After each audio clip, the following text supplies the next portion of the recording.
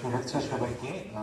আমি অর্ক, ধ্রুবতারা youth development ফাউন্ডেশনে কাজ করি। আমি প্রথমেই ধন্যবাদ জানাবো যে এত চমৎকার কাজের জন্য, কিন্তু আমার জাস্ট দু একটা জায়গা, যেহেতু আমরা ন্যাশনাল লেভেলে সবাই এখানে একত্রিত হয়েছি, জাস্ট আমার রিকমেন্ডেশন।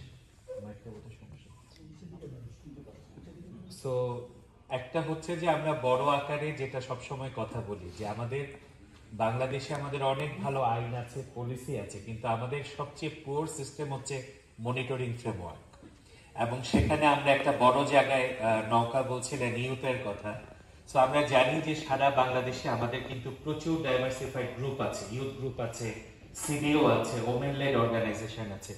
কিভাবে আমরা আসলে এই কমিউনিটি বেসড গ্রুপগুলোকে আমরা এই মনিটরিং ফ্রেমওয়ার্কে আনতে পারি, এবং পাশাপাশি ওয়াটার ইন্টিগ্রিটির ইস্যুতে আমরা যদি লোকাল মিডিয়াগুলোকে একটু অ্যাওয়ার করতে পারি, এডুকেট করতে পারি, আমার মনে হয় তাহলে একটা বড় ওয়াচ টকের জায়গা আমরা ক্রিয়েট করতে পারি। ধন্যবাদ।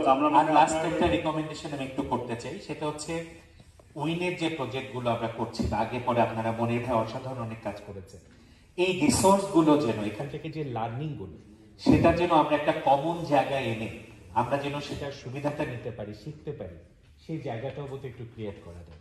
অনেক ধন্যবাদ। ধন্যবাদ। আমরা নেক্সট একটা কোশ্চেন নিব, তারপর আমাদের আলোচক